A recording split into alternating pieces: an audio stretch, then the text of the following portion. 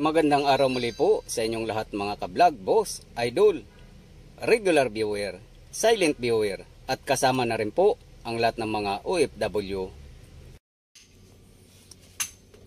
Ang gagawin ko po ngayon ay magpapalit po ako ng dashcam.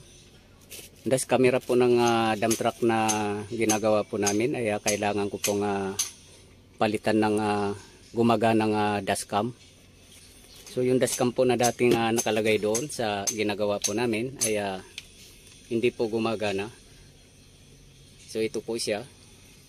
So ngayon ay papalitan ko po ng panibagong dashcam, pero gamit na rin po itong dashcam na to. Pero bago ko po isalpak doon sa pagsasalpakan nito ay checkin ko po muna kung confirm po ba na gumagana to. So start po natin. So ito pong dashcam na to ay para po dito sa dump truck na to. At ito po ay ilalagay ko po to sa ginagawa namin kasalukuyan na dump truck para makatakbo na po siya. Hindi po kasi pwedeng na wala siyang dashcam, dahil pag nagkaroon po ng problema kailangan po mayroon siyang record.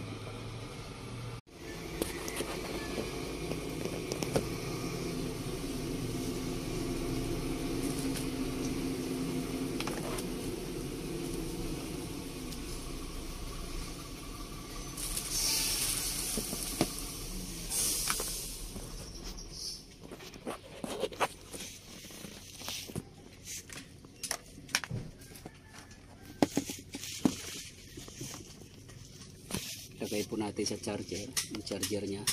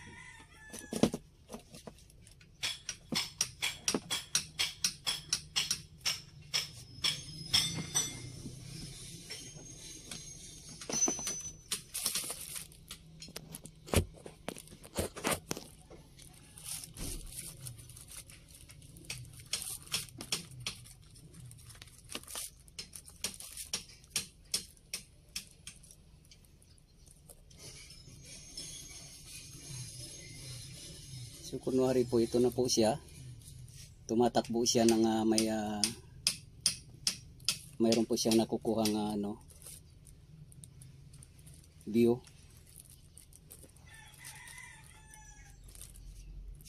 Pero may mali po dito kasi naka-post siya. Dapat naka-record po siya. Record po yung nakalagay.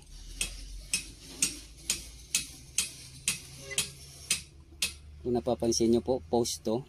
So kapag magkaroon po ng aksidente, wala po siyang record. So yung kailangan po may record siya.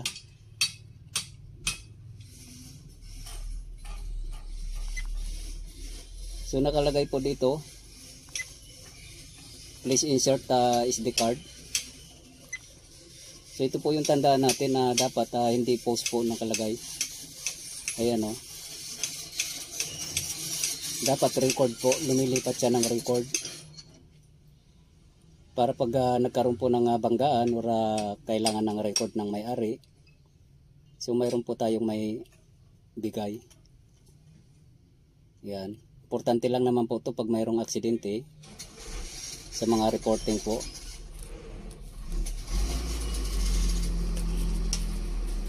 So mayroon po akong SD card na isasaksak dito. Kailangan daw po ng SD card kapag pinindot natin. Ayan o.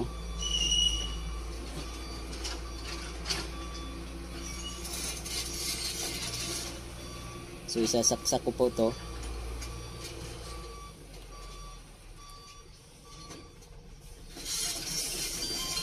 Yan, nakasaksak na po siya.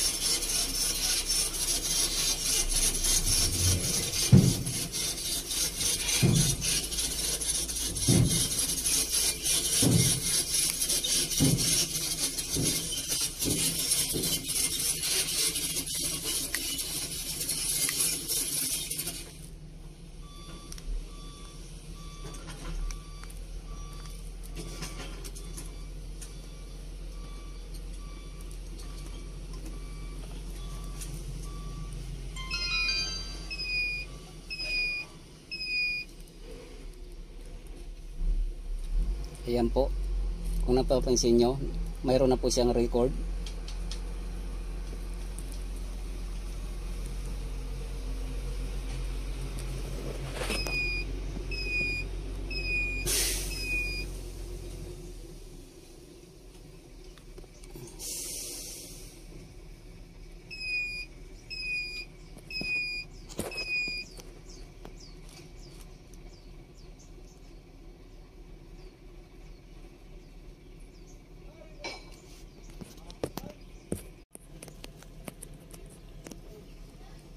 Ayan po, kung napapansin nyo, may record na siya.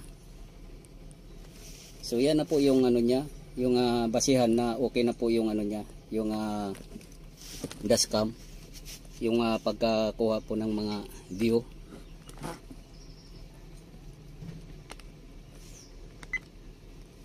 Yan. Dati po kasi nakalagay lang post, kaso nakakakuha mo po siya ng video, pero hindi po siya nakakapag-record. Hindi katulad nito, mayroon na po siyang record. So ang yung gagawin naman po natin, yung para yung record po ay ano siya, talagang tunay po. Anuhin po natin yung date niya, oras. Babaguhin po natin. So ngayon po ay alas 10 na po ng umaga. So nakalagay po dito ay alauna. So hindi po pwede yan. Kasi pag nagkaroon po ng problema ng aksidente, so hindi po i-accept po ng mga investigador. Kailangan po nasa ano siya, nasa tamang setting po. So isi-set po natin siya.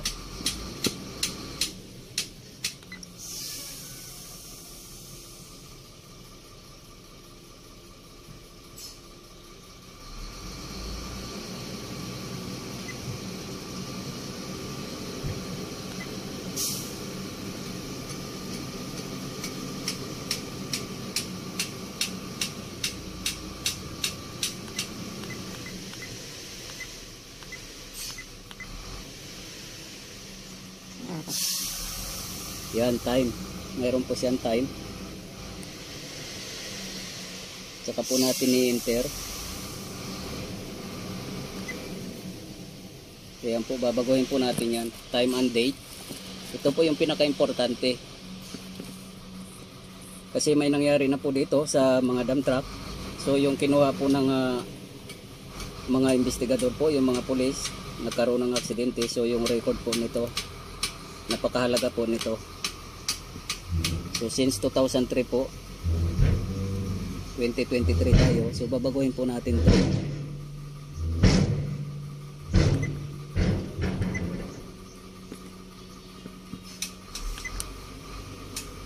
Mali.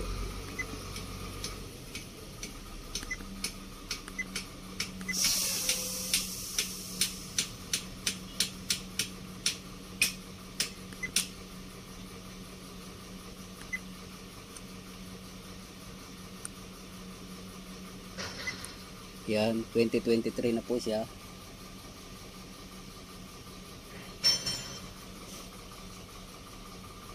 So ngayon naman po ay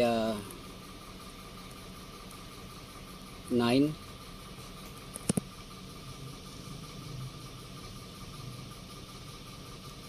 So ngayon po ay 9 tayo. Dahil September po tayo. Lalagay naman po natin ay 9.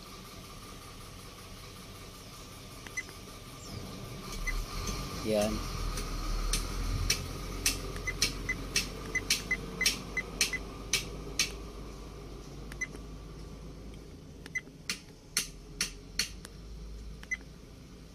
Mali.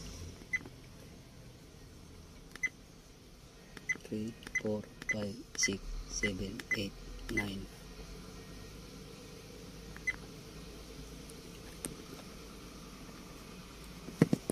Yan po 9. 20, 23, 9. Ngayon po ay 18.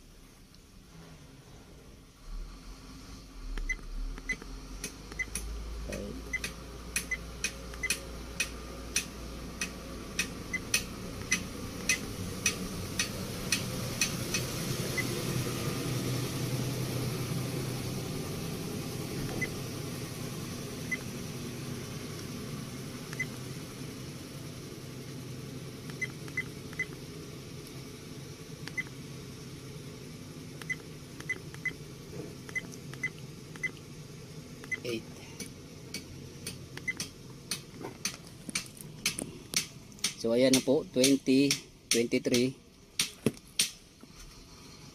Yan na po natin itong isa.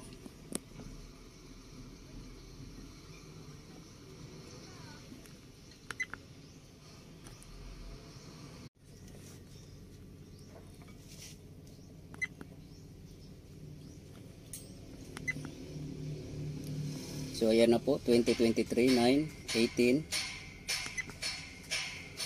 So ngayon naman po ang oras ay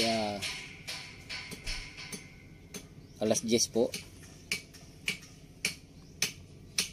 Ilagay po natin sa military time is 22.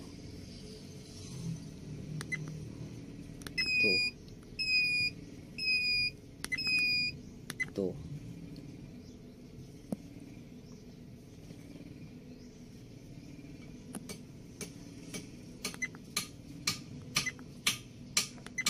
So ayan na po.